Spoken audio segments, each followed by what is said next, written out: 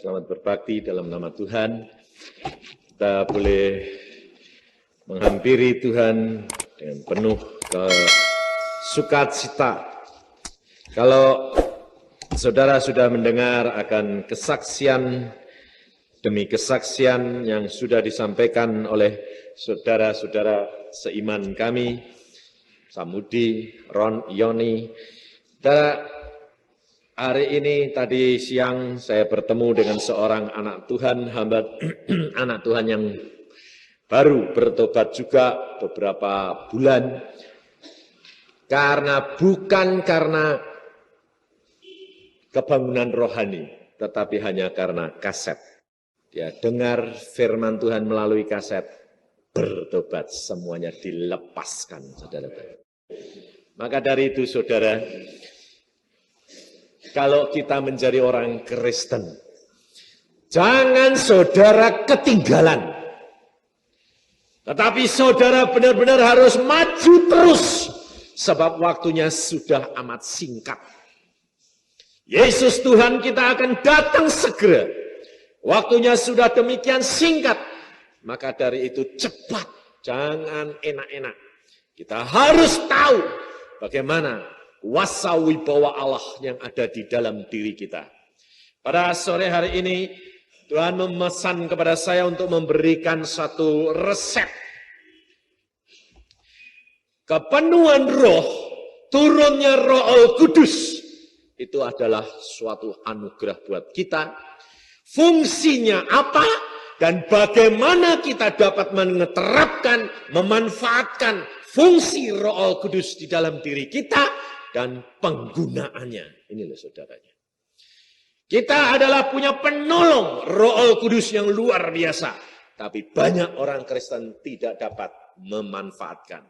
Sehingga seperti seorang tentara diberi perlengkapan senjata, tapi cuma dibuat nakut-nakuti orang yang tidak bisa pakai senjata. Ya dah? Tapi kalau setan itu tahu enggak kalau saudara itu bisa menggunakan atau tidak? Tahu. Jadi saudara bilang, aku punya Roh Kudus, aku berkarunia perlengkapan senjata Allah komplit. Tapi setannya tahu, kamu cuma punya tapi enggak bisa gunain, enggak takut. Nanti masang-masang bledak dewek. Nah inilah. Ini kebanyakan orang Kristen begitu. Tapi malam hari ini Tuhan mau ungkapkan, mau berikan, tergantung saudara mau latihan atau tidak. Yang enggak latihan tetap enggak bisa. Yang mau latihan tetap bisa.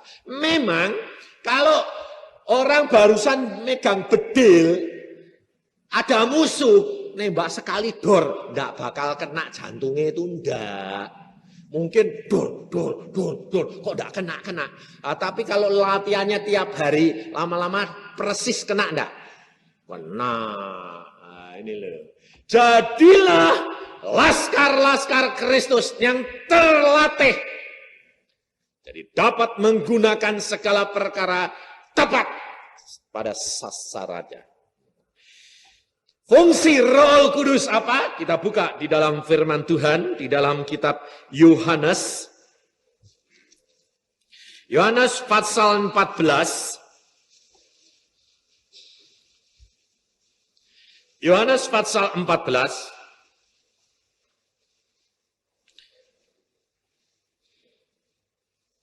Ayat 26.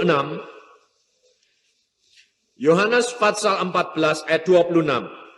Tetapi penghibur, yaitu Roh Kudus, yang akan diutus oleh Bapa dalam namaku, dialah yang akan mengajarkan ke segala sesuatu kepadamu. Perhatikan. Pertama, fungsi Roh Kudus adalah mengajar segala sesuatu kepada kita. Kedua, mengingatkan kepada kita akan semua yang telah Yesus katakan kepada kita. Ini yang pertama. Dia yang mengajar. Kita ngajar tentang apa? Loh, ngajar tentang apa? Segala suatu. Tidak ada yang tidak dapat diajar oleh dia. Ini orang Kristen kerap kali tidak ngerti. Oh, Roh Kudus, urusan rohani. Jasmani enggak. Jadi kalau ada masalah rohani, baru Roh Kudus. Kalau masalah jasmani, otak. Itu cara berpikir dunia, saudara. Maka orang komunis selalu berkata, agama adalah obat bius. Saya katakan, agama memang tidak menyelamatkan. Tapi Yesus adalah segala-galanya. Inilah saudara. Kekristenan bukan agama. Saya selalu katakan dengan tegas. Kekristenan bukan agama. Kekristenan adalah pengalaman pribadi dengan Allah. Dengan Yesus Kristus, itu kekristenan. Maka Pak Samudi mengatakan 15 tahun jadi orang Kristen, jadi majelis, tapi baca Alkitab enggak. Pengalaman pribadi enggak. Kenal Yesus? Enggak. Saudara kenal Yesus? Saudara kenal Yesus? Benar? Coba. Saudara kenal Presiden Indonesia? Loh. Saudara kenal enggak warga negara ini, kenal enggak Presiden Indonesia?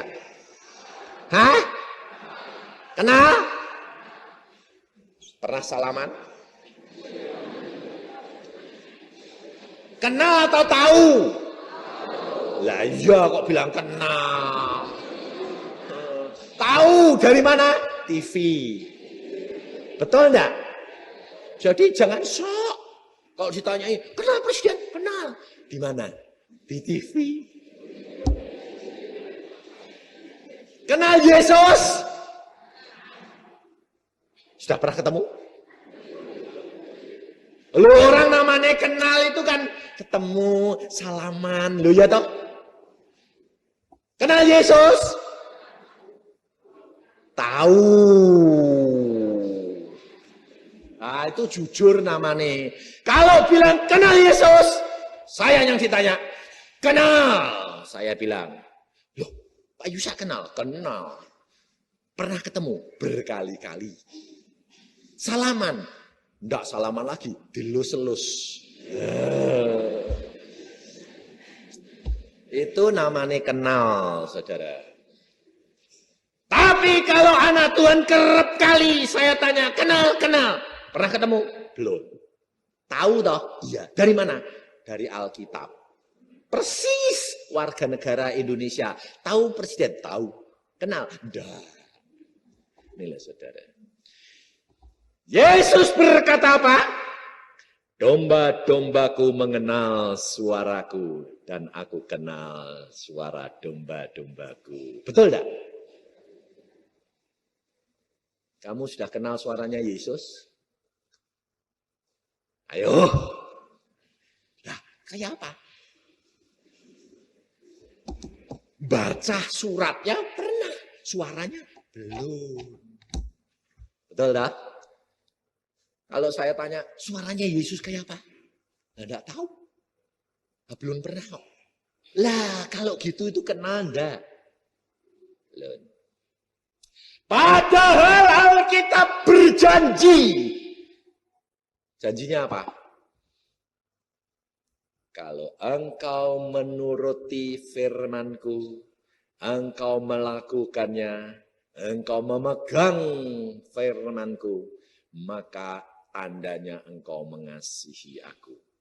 Dan aku, kata Yesus, akan menyatakan diriku kepadamu. Baca di dalam Yohanes 14 ayat 21. Yohanes 14:21.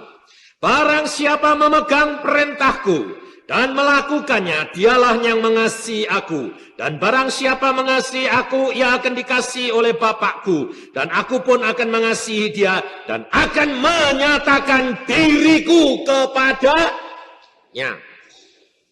Kalau Yesus berjanji, aku akan menyatakan diriku kepadanya. Bakal ketemu tak? Tapi kenapa saudara tidak ketemu Yesus? Kenapa saudara tidak pernah Yesus menyatakan dirinya kepadamu? Karena engkau tidak membaca firman-Nya dan engkau tidak melakukannya. Engkau sebagai anak Tuhan, engkau baca Alkitab, semuanya tagih janjinya Allah. Tagih, maka dia akan berbicara kepada saudara. Pasti, garansi. Kalau tidak, Alkitab bohong. Saya dulu orangnya wakal dan kurang ajar. Dan Tuhan itu pilih dari kecil. Makanya saya lihat tadi remaja, dia di sini menyanyi-nyanyi. Tapi kalau sudah habis itu pulang, cuma tugasnya nyanyi tok. Sayang sekali. Karena Tuhan itu memilih anak-anak dari muda. Bukan sudah tuek-tuek. Dari muda dia pilih. Saya terus terang dulu dari muda saya bilang, firman-Mu itu ya ada, benar sih Tuhan. Benar, buktiin. Makanya saya itu kalau ada kebangunan rohani, kalau ada hamba Tuhan, saya datang. Saya paling senang datang. Saya datang cuma gini, buktiin hamba Tuhan itu ngomongnya apa. Betul enggak Alkitabiah? Dia pada waktu dia khotbah gini. Saudara-saudara, kalau engkau percaya Yesus Kristus, engkau mati, sudah disediakan tempat di Firdaus. Firdaus adalah tempat yang bahagia. Langsung saya pada waktu itu umur 17 tahun saya bilang gini. Pendeta itu nanti tak tanyai. Nah, ya. Wani ngomong ngono itu bener po, wis delok. Coba sudah lihat kok dia ngomong gitu. Saudara tahu, belum tentu pendetanya lihat. Tapi Allah itu pembela. Saya duduk di gereja loh. Tuhan berkata langsung, kamu ini anak nakal. Oh pendeta kok mesti ditanyain, kurang ajar. Saya bilang, iya dong Tuhan. Kalau memang dia berbicara, jadi saksimu harus sudah lihat. Kalau jadi saksi kok tidak lihat itu kan bukan saksi, itu pemberita, saya bilang. Tuhan itu membela hambanya. Saudara tahu, langsung di tempat itu Tuhan berkata, ikut aku sekarang. Cabut saya, dibawa ke Firdaus. Saya bilang, lu, mati aku. Itu saya kok ketinggalan di situ. Tuhan berkata, tubuhmu di sini. Engkau rohmu dan jiwamu ikut aku. Saya dibawa ke Firdaus. Tuhan katakan, lihat. Cocok tidak dengan Alkitab? Wah, cocok. Wah, hebat. Wah, terangnya lebih terang daripada matahari. Putih luar biasa. Tapi tidak panas. Sejuk luar biasa. Saya bilang, enak ya Tuhan di sini. Tuhan berkata, apa yang diberitakan oleh hambaku, semuanya genap. Ya, betul, saya bilang. Luar biasa. Lalu saya bilang, wah aku tidak mau balik Tuhan. Balik. Tidak mau. Tuhan bilang, balik, tubuhmu masih di gereja. Dianggap mati. Biarin, saya bilang. Tuhan berkata, balik. Langsung dikirim, surut balik. Di gereja sampai longok-longok saya. Saya bilang, waduh luar biasa. Saudara tahu. Hidup kekristenan dimulai dari kecil. Tidak sudah dewasa. Allah memilih pengalaman-pengalaman dari muda. Daud pun dipilih dari muda. Maka kalau kita menjadi anak-anak Tuhan, lalu saudara bilang, kepenuhan Roh Kudus. Kok nek wis tuwa ya? Enggak, dari dalam kandungan itu loh bisa penuh Roh Kudus. Makanya ibu-ibu kalau ngandung, itu doakan anakmu, itu bisa penuh Roh Kudus dari dalam kandungan. Contohnya ada enggak? Loh, ada enggak? Enggak ada jawab, enggak berani jawab. Ini piye? Enggak baca tondone, enggak baca Alkitab ini. Yohanes Pembaptis di dalam perutnya Elisabeth, pada waktu Maria datang memberi salam, keroncalan. Wah, anaknya keroncalan. Enggak dalam penuh Roh Kudus. Kepenuhan Roh Kudus bisa dimulai anak itu di dalam kandungan. Maka anak saya selalu saya katakan, minta kepenuhan Roh Kudus, penting. Mengapa? Hari ini kita belajar. Memang setiap orang yang sudah bertobat, mengaku Yesus Kristus, dipermanikan, dia terima Roh Al-Kudus. Terima Roh Al-Kudus betul, tetapi belum tentu dia penuh Roh Al-Kudus. Sebab kalau engkau cuma punya Roh Al-Kudus, belum penuh, hidupmu tidak akan dapat dikuasai oleh Roh Al-Kudus. Baru sebagian kedaginganmu masih kuat. Maka Roh Kudus punya fungsi adalah mengajar engkau. Tetapi bagaimana engkau dapat diajar kalau engkau tidak mau belajar? Anakmu sekolah, gurunya ngajar, tapi tidak mau baca pelajarannya. Bisa pinter enggak? Saudara jadi orang Kristen, mau diajar Roh Kudus, tetapi baca Alkitab tidak mau.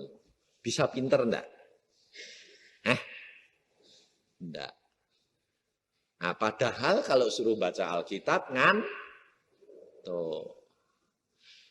Orang Kristen itu tidak usah pergi dokter kalau tidak bisa tidur. Alkitab ini obat tidur nomor 1.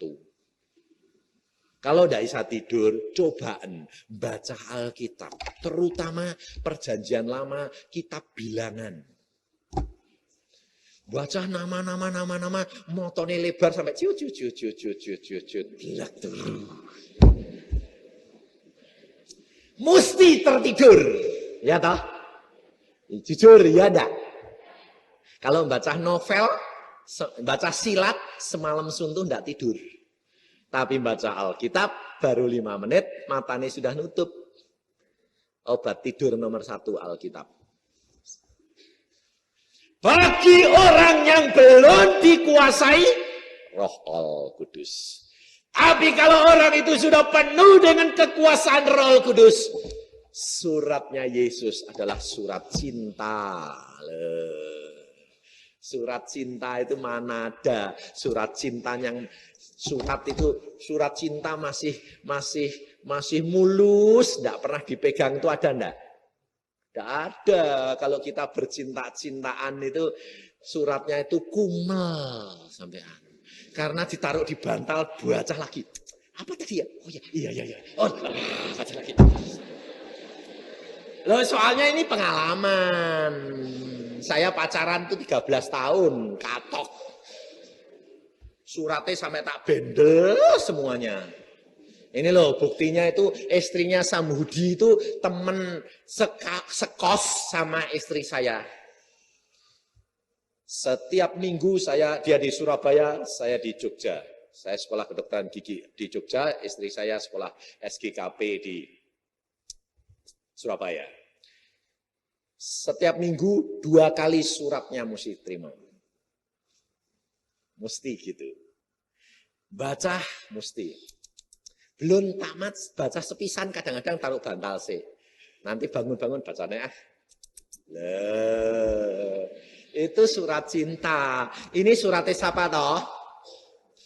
Yesus. Kamu pacarnya Yesus enggak? Sudah jadi mempelai belum? Hah? Belum? Oh, belum kawin sama Yesus kok. Nanti kawin itu nanti. Sekarang ini pacar, tapi suruh baca suratnya pacar apa itu? Aku kalau punya pacar gitu tak out. Nanti kalau saudara tahu kalau Yesus datang, Yesus tanya, engkau sudah membaca suratku? Engkau sudah lakukan pesananku? Belum sempat Tuhan. Pacar apa itu? Tak tinggal. Lah kapok nanti.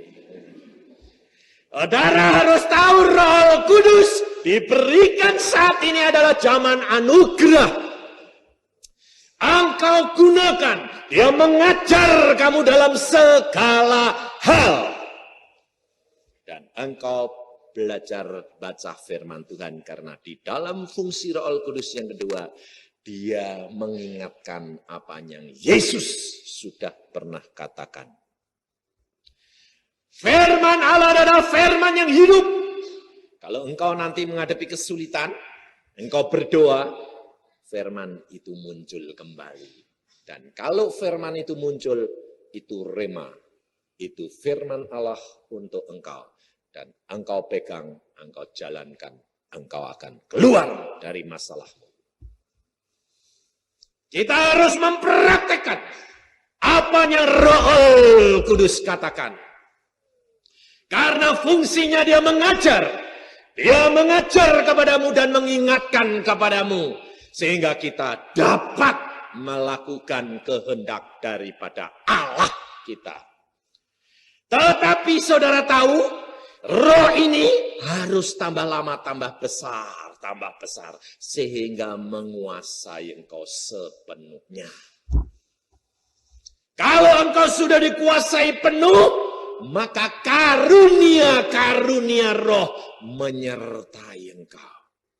Setelah karunia-karunia roh menyertai engkau, engkau hidup di dalam kepenuhan roh, penguasaan roh, maka buah roh akan keluar dengan sendirinya. Coba kita baca buah roh di dalam Galatia 5 pasal 5 ayat 22.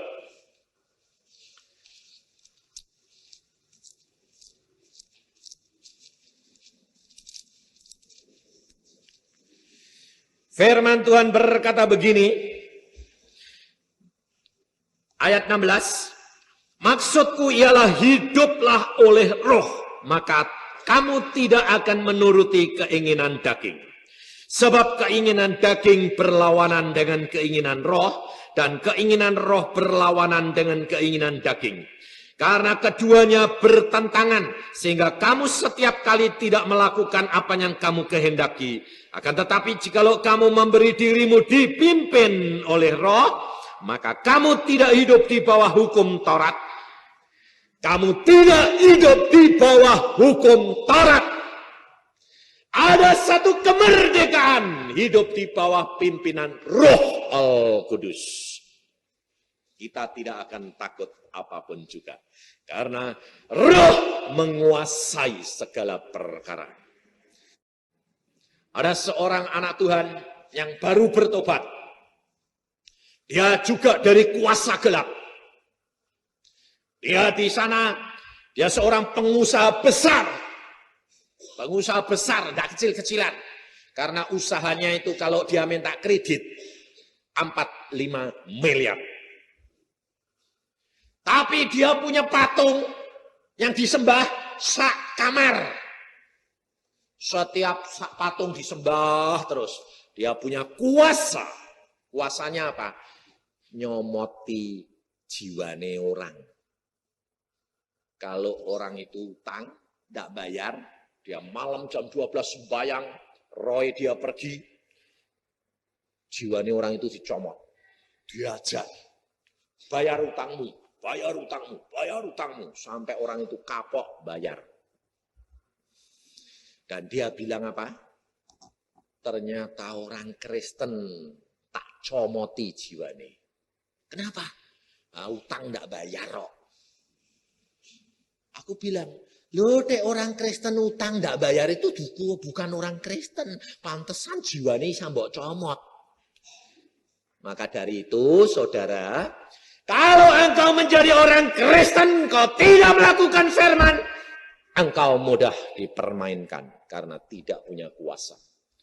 Tetapi pada satu saat, dia ketemu seorang. Orang ini penginjil dan dia dapat hikmat dari Tuhan. Dia dapat marifat. Lalu orang ini bilang sama pedagang besar ini, saudara di dalam hidup di dalam kekotoran. Wah, marah dia. Apa? Saya hidup dalam kotor. Saudara tahu, orang Kristen itu loh, tidak menang bersihnya sama saya. Saya tidak main perempuan. Saya berpuasa, mutih, tidak makan daging, tidak makan yang tidak benar. Tapi penginjil ini berkata, engkau hidup di dalam kekotoran. Wah, jengkel dia. Terus dia bilang apa? Nanti malam jiwamu tak comot kue. Penginjilnya pulang, dia semedi jam 12 malam. Nyepai apa? Nyepai stoples. Dia bilang apa? Jiwanya tak comot, tak lebokno stoples, tak tutupi, biar gila dia. Lalu malam dia sembayang, Roy pergi, nyomot jiwane penginjil. Dia nyomot, dia yang geblak.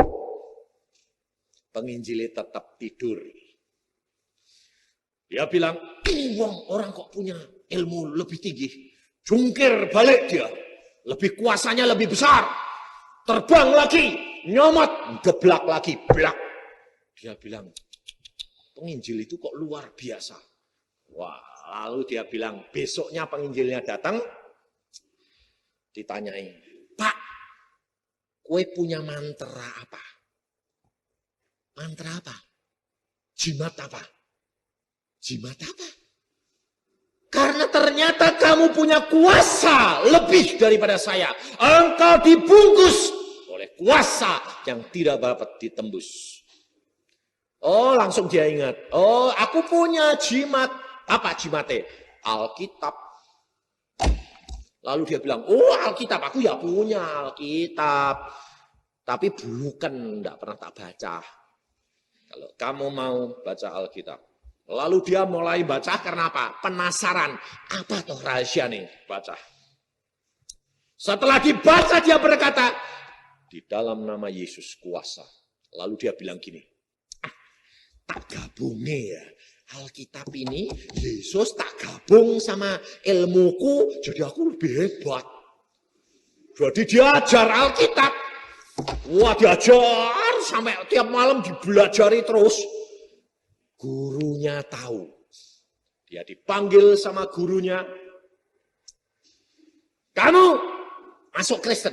Ya Pak, enggak masuk Pak. Loh, lah kamu kok baca Alkitab? Tak mau tak gabung. Biar ilmuku jempolan. Wong aku nyomot jiwane orang Kristen enggak bisa kok. Penginjil loh. Gurunya berkata, tidak boleh. Engkau pilih turut aku atau Kristen. Loh Pak, digabung aja, hebat. Tidak bisa.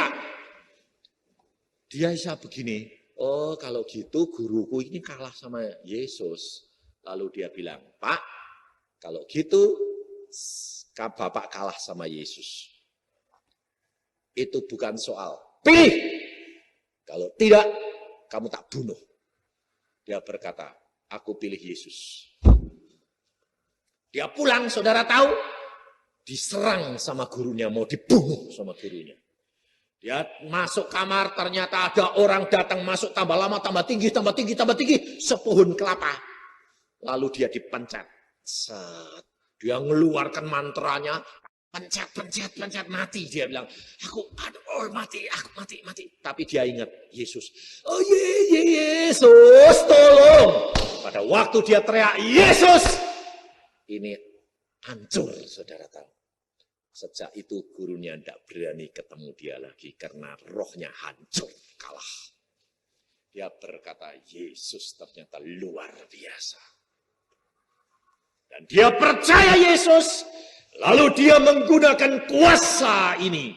Dan dia menjadi anak Tuhan yang luar biasa, saudara tahu. Engkau orang Kristen, dia bilang, orang Kristen itu apa? Ternyata tong kosong. Perbuatan daging tidak akan engkau lakukan. Perbuatan daging itu jelas. Kecemaran, hawa nafsu, penyembahan berhala, sihir, perseteruan, perselisihan, iri hati, amarah, kepentingan diri sendiri, percidraan, roh pemecah, kedengkian, pemabukan, pesta pora. Itu kehendak daging, saudara. Tetapi buah-buah roh jelas dikatakan kasih, sukacita, damai sejahtera, kesabaran, kemurahan, kebaikan, setiawan, dan kelemah lembutan, dan penguasaan diri. Kita kerap kali menjadi orang Kristen belum berbuah. Jadi majelis, tapi masih iri hati.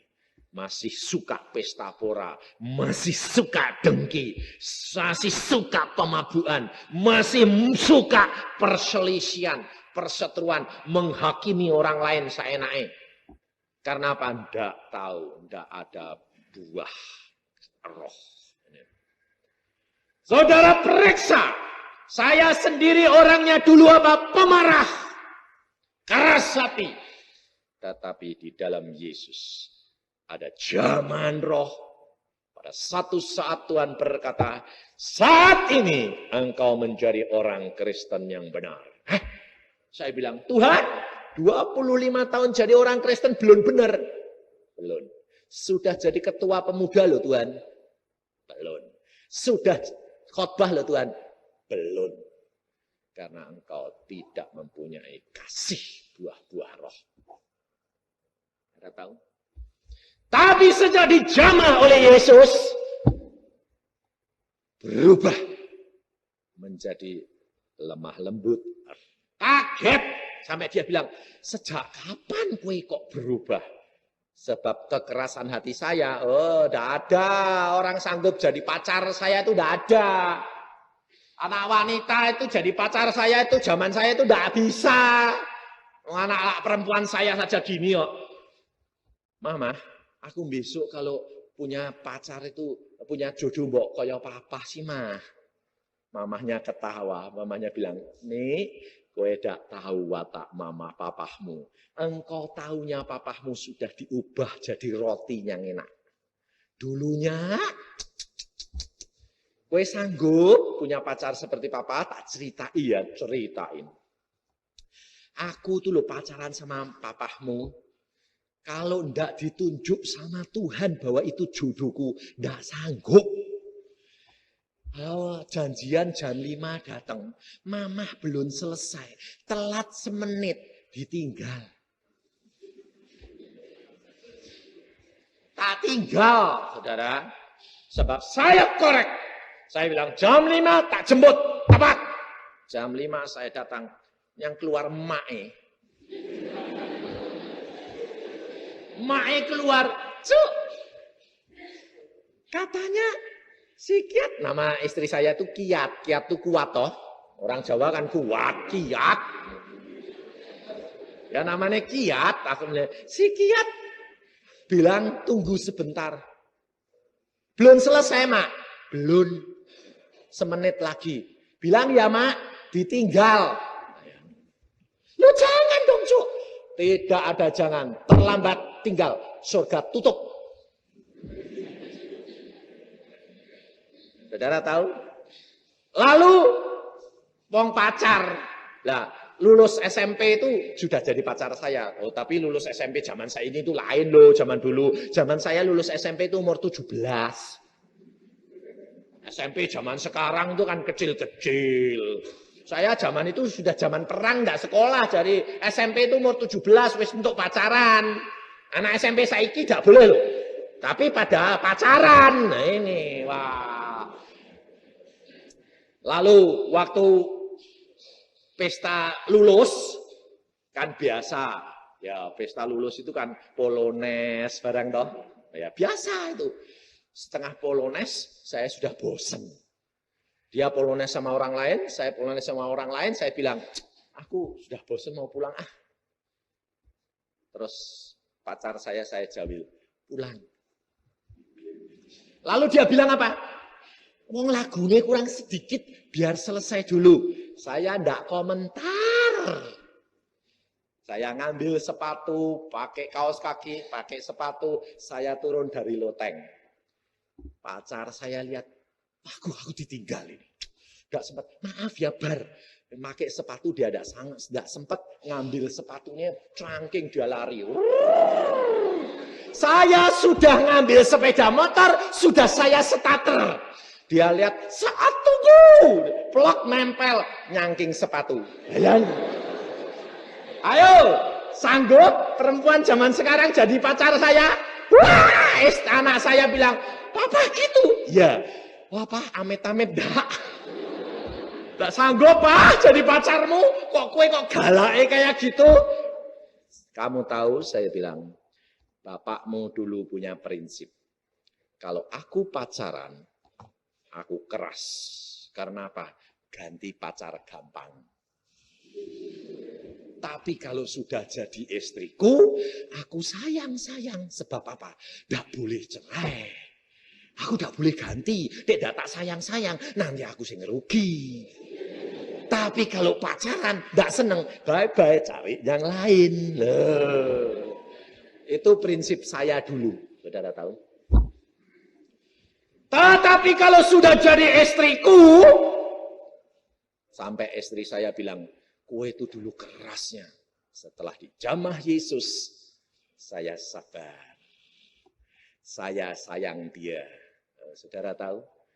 Tambah tua, tambah manis. Loh, umur saya itu 51. Istri saya 50. Saya kalau pergi kemana-mana, gandengan terus. Rangkulan terus sampai anak saya bilang, Pah, sudah tua kok pacaran. Tidak ada tua, tambah menjadi. Tambah tua, tambah manis. Karena hidup dengan Yesus, sampai tua pun rambutmu putih tetap digendong Yesus. Saya berkata, hidup dengan kekristenan tambah lama, tambah manis, tambah manis. Saudara tahu? Jangan jadi orang Kristen itu seperti orang dunia. Kalau pacaran saja, masuk mobil, dibukai pintu, kling, wah, masuk, tutup kayak sopir muter. Kalau sudah jadi istrinya, tidak pernah dibukai mobil lagi. Pah, pintu nih, tidak di tangan, gue masuk direk. Kalau pacaran gandeng, waduh, kesandung, hati-hati. Sudah kawin, kesandung, papa, matamu dogi.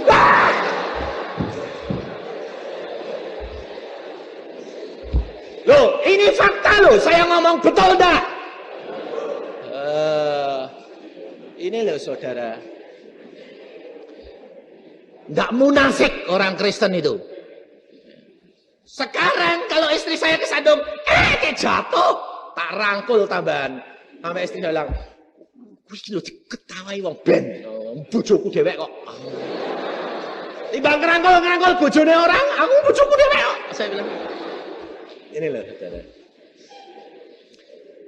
Hidup kekristenan itu hidup fakta saudara. Maka anak saya berkata, kalau hidup dengan Yesus itu luar biasa. Ya. Sebab Yesus yang menggandeng engkau kanan dan kiri. Mempersatukan dua sifat susah luar biasa. Tetapi kalau Yesus yang menggandeng, ada pengertian yang abadi. Luar biasa Allah kita itu. Maka dari itu engkau praktekkan. Fungsi daripada Roh Kudus adalah engkau harus hidup kepenuhan. Supaya engkau tetap digandeng dia hidup di dalam roh. Kehendak daging akan tidak dilakukan karena dikuasai oleh roh. Dan saudara harus perhatikan. Kalau Roh Kudus sudah masuk, dia akan menuntun. Di dalam Yohanes 16 ayat 13 yang saya sudah kutip tadi pagi. Yohanes 16 ayat 13. Tetapi apabila ia datang, yaitu roh kebenaran, dia akan memimpin kamu ke dalam seluruh kebenaran. Dia memimpin engkau dalam seluruh kebenaran. Bagaimana dia cara memimpin? Ada 4 sifat yang harus kita kerjakan. Di dalam diri sifatnya Tuhan Yesus. Injil Matius, Markus, Lukas, Yohanes menggambarkan 4 sifat daripada Yesus Kristus. Sebagai raja, sebagai hamba, sebagai manusia, dan sebagai Allah. Kita harus tahu, kalau Roh Kudus ada di dalam diri kita, kita harus tahu bagaimana kita harus menggunakan tubuh ini menjadi bait Allah yang kudus. Sebab Roh Kudus, namanya saja sudah Roh Kudus. Kalau engkau tidak hidup di dalam kesucian dan kekudusan, roh ini akan meninggalkan engkau. Engkau tidak dapat menggunakan kuasanya dia kembali. Bagaimana dia mengajar engkau bertindak di dalam kebenaran? Saudara tahu, saat-saatnya harus tepat. Minta hikmat daripada Allah untuk mengerti kehendak daripada Allah. Pada waktu kita menghadapi kesulitan, pada waktu kita menghadapi seseorang, kita harus tahu, harus bertindak melalui apa. Contohnya, ada seorang ini kerasukan setan. Lah, saudara itu sebagai anak Tuhan harus menghadapinya bagaimana? Dilayani. Layani, ini kasihan orang ini dirasuk setan, kamu malah digeraut setan nanti. Pada waktu engkau menghadapi dia dirasuk setan, engkau bertindak sebagai anak Allah. Kuasa Allah ada, engkau berkata, Tuhan, aku bertindak atas namamu. Dalam nama Yesus, keluar setan. Bertindak sebagai raja. Memerintahkan bawahannya. Setelah setannya keluar, engkau bertindak sebagai hamba melayani. Loh, dilayani. Bagaimana? Lemes aku ya, yuk. Saya kasih minum. Kalau sudah, secara akal budi, tuntun dia menuju kepada pengenalan akan Yesus. Dan tuntun sampai dia mengenal raja di atas segala raja. Ini saudara. Di dalam hal-hal yang tertentu, engkau minta hikmat. Caranya bagaimana menggunakan kedudukanmu sebagai anak Allah. Jadi saudara tidak usah takut. Menghadapi apa tidak usah takut. Rumah kami itu belakangnya itu kampung. Pada waktu belum ada penjahat didor, belakang kami itu pencoleng semua isinya. Model kayak Yoni. Tukang jambret, tukang peres. Satu saat 10 orang bawa pedang, habis mabuk-mabukan, dobrak pintu hek saya, pintu depan saya ditendangi, mau meres. Jam 3 siang saya dibangunkan anak saya. Papa. Saya bilang, ada apa? Pak, pemuda-pemuda bawa pedang, mau masuk. Saya bilang, nak, engkau kan anak Tuhan, kenapa engkau takut? Tak, itu kayak gitu Pak. Kamu punya kuasa, jangan takut. Saya lihat cara Papa bertindak. Saya berkata, dalam nama Yesus, aku bertindak. Tak buka pintunya. Pintu tak buka, pedang itu diginiin. Saya mau disabet pedang. Saya ketawa. Kamu cari siapa? Pedang itu di atas gini terus. Kaku orangnya. Kamu orang-orang yang tidak benar. Saya tahu di dalam kamu ada roh jahat. Keluar! Saya bilang. Satu demi satu keluar. Plus. Siapa pemimpinnya? Saya Pak. Apa kamu mau? Mau minta duit? Tidak caranya begitu. Duduk.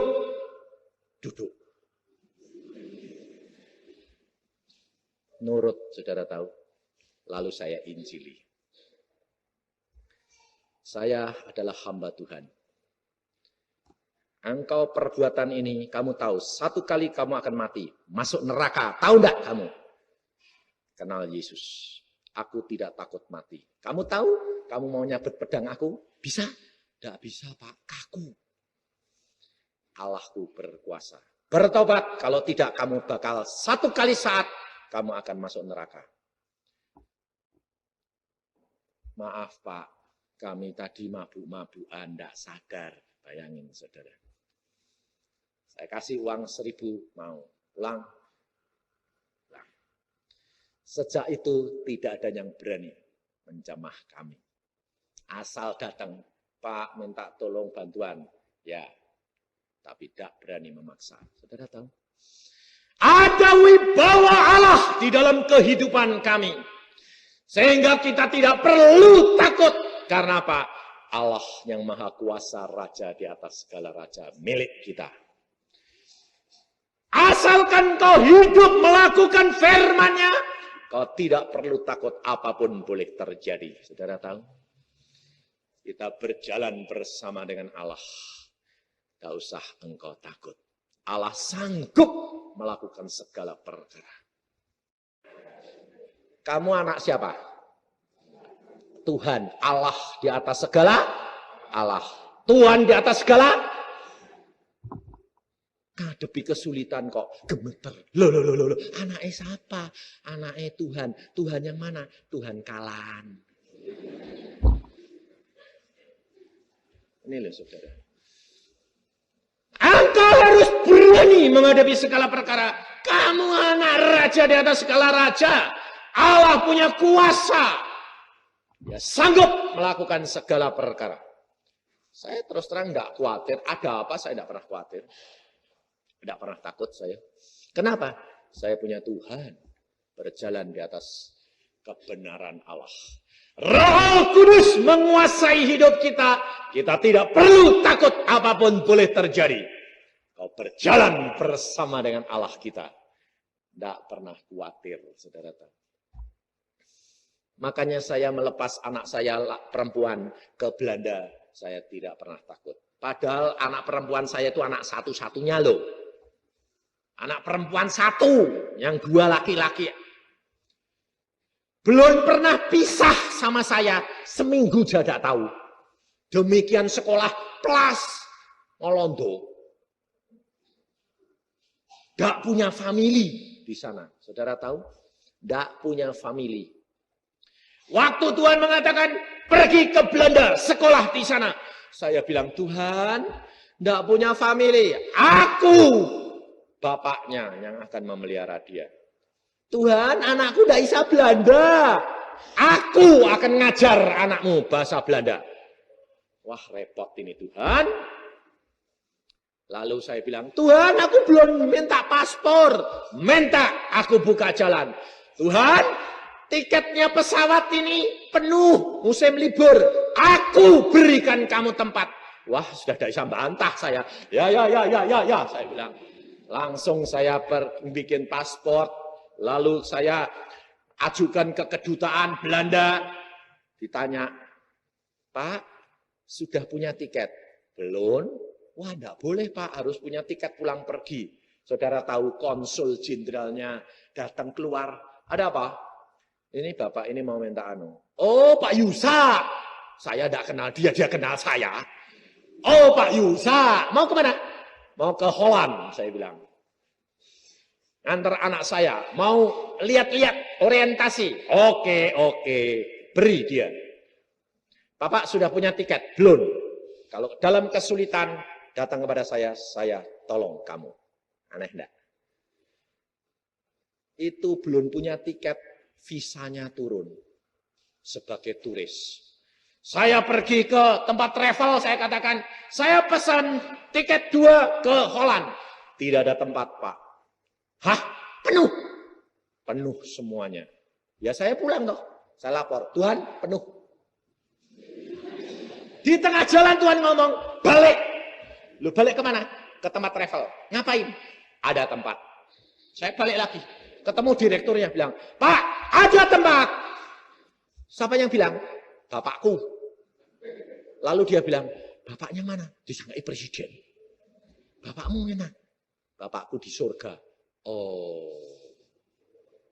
Tidak ada, Pak. Ada. Bapak yang punya travel apa saya?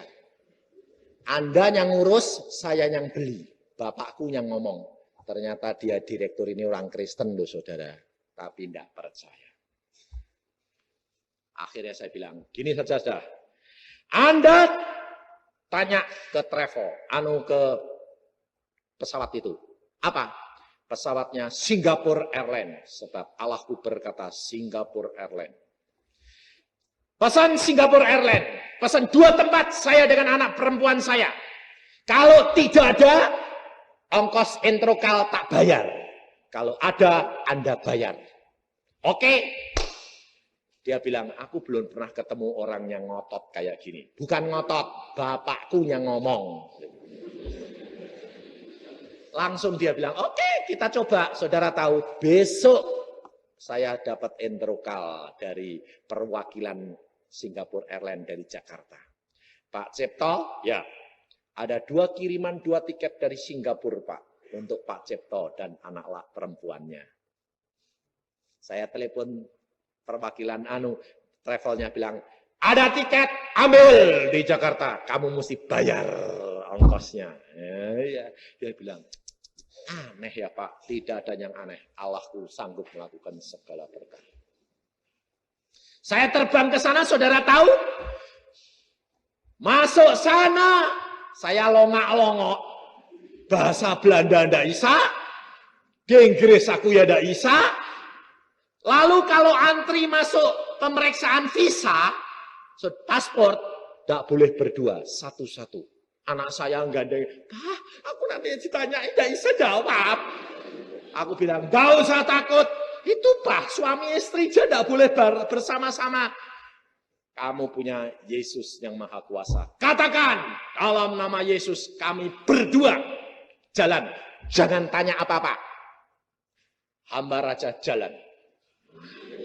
Loh ini saya enggak ngibul, tanyanya anakku. Waktu sampai saya jalan tak gandeng anakku. Berdua, enggak usah takut. Jalan, dalam nama Yesus aku berjalan.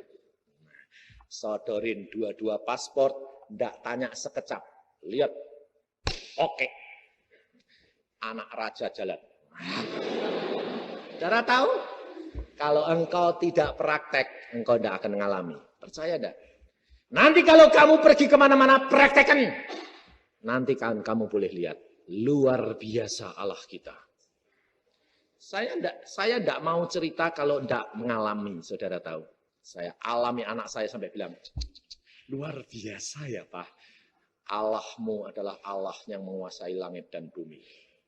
Kau harus tahu cara menggunakannya asal engkau hidup benar di hadapan hadirat Allahmu. Sampai di sana saudara tahu, tidak punya family, hanya kenal anak teman seiman. Om, yuk, tidak usah khawatir Om. Kita masuk. Saudara tahu Tuhan luar biasa. Ternyata di sekolahannya itu sudah ada orang yang nampung. Kita cuma datang lapor, diurusi dia, datang ke polisi. Polisi bilang apa? Minta sponsor yang gajinya 4.000 gulden. Kalau tidak, anakmu tidak boleh sekolah. Saya bilang, baik. Saya cuma sembahyang malam Tuhan. Engkau yang merintah, engkau sediakan sponsor. Lalu teman ini punya om. Omnya ditelepon, Om, sponsori anaknya Om Yusak sih Om. Omnya enggak mau. Istrinya mau, tapi suaminya enggak mau. Karena belum kenal. Tapi istrinya dorong terus, itu hamba Tuhan. Cepat toh, didukung. Malamnya Tuhan ngomong sama saya. Yusak, engkau lihat. Istrinya mau, suaminya enggak mau nyponsori. Itu bukan sponsor yang aku kehendaki. Aku sudah sediakan. Tolak. Pagi-pagi saya panggil. Ommu tidak setuju nyponsori aku. Katakan, aku tidak mau disponsori dia. Langsung ditelepon. Om, tante, Om tidak setuju ya? Loh kok kamu tahu? Tadi malam Tuhan bicara sama Om Yusak. Om tidak setuju. Om Yusak tahu semuanya. Om Yusak berkata, tidak usah kamu sponsori saya. Allah sudah menyediakan sponsor sendiri. Minggu saya ke gereja, ndak isa cara londo. Saya bilang, aku ke gereja ndak iso londo ngopo? Aku bilang gitu. Tapi ya spigi toh, Pak. Ya spigi yuk. Saudara tahu ndak taunya Tuhan punya rencana. Teman saya dokter gigi sudah 15 tahun di sana jadi warga negara. Dia datang bilang, "Loh, Pak Cipto, Anda di sini?" Iya. Baru tadi malam saya bersaksi ada dokter menjadi hamba Tuhan. Kok Anda itu muncul? Tuhan itu luar biasa. Loh, kamu di sini kapan? Oh, aku sudah 15 tahun. Terus kamu butuh apa? Saya bilang, aku butuh sponsor. Akulah sponsor anakmu. Jangan takut. Luar biasa enggak? Besok dia pergi ke polisi, langsung sponsor diberikan. Saya bawa ke tempat polisi di Delft, ditanyai saya. Sponsornya ini siapa? Dokter gigi. Ini pakai penterjemah, enggak ada bahasa Belanda. Gajinya berapa? Enggak tahu. Lah memang enggak tahu, belum tanya saya. Enggak tahu. Kerjanya di mana? Enggak tahu, saya bilang. Wah, polisinya bilang, udah bisa, harus tahu. Kalau kamu kenal. Tuhan ngomong sama saya gini. Jangan takut, jangan khawatir. Pakai hikmat Allah. Nah, aku jawab apa Tuhan? Tanya dia. Bapak itu polisi enggak? Loh, lah polisi kok tak tanyain gitu? Lalu penerjemahnya, "Om, tanyaan kok aneh." Wis tanyain. "Bapak itu polisi enggak?" Lah polisinya bilang, "Iya, saya polisi." "Iya. Yang ngecap surat ini di kota Dordrecht ini polisi enggak?" Dilihat, "Ya, capek polisi." "Bapak polisi, dia polisi. Engkau percaya enggak sama polisi itu?" Polisinya bilang, "Iya. Aku kok bodoh ya." Bayangin saudara. Lah kok saya kok tanya kamu? Wong dia ya polisi, saya polisi. Sama-sama polisinya. Kalau aku tidak percaya kan berarti saya tidak percaya sama jabatan saya sendiri. Iya, betul enggak? Ya. Paspor mana? Cap, student. Nah, saudara tahu? Dalam waktu 2 minggu anak saya dapat paspor student. Sekolah di arsitektur. Tuhan menyediakan segala-galanya, saudara tahu. Tidak perlu takut, tidak perlu khawatir. Asalkan engkau berjalan dengan pimpinan Roh Kudus, segala pintu-pintu besi pun terbuka. Karena Allahmu yang berjalan di depan engkau. Maka dari itu, saudara harus sadar dan saya. Roh Kudus ada dalam hati kita. Dia yang menetapkan. Kau tidak dapat berbuat apa-apa tanpa dia. Karena saudara sudah mengambil satu keputusan. Ada perjanjian dengan Allah. Engkau sudah menyerahkan dirimu. Dan engkau sudah dibaptiskan. Dan ada perjanjian antara engkau dan Allah. Dan engkau berkata apa? Tuhan, kau sudah membeli aku dengan harga tunai. Dengan darahmu. Hidupku bukan aku lagi, tapi Kristus yang hidup di dalam aku. Saudara sudah tidak punya hak lagi. Saudara perlu menyerahkan dirimu. Sehingga Allah yang ngatur langkah-langkahmu, bukan engkau lagi. Maka engkau akan menikmati hidup yang penuh dengan kebahagiaan. Dan Allah yang menetapkan langkahmu dan langkahku menuju kepada kesempurnaan Dia. Amin.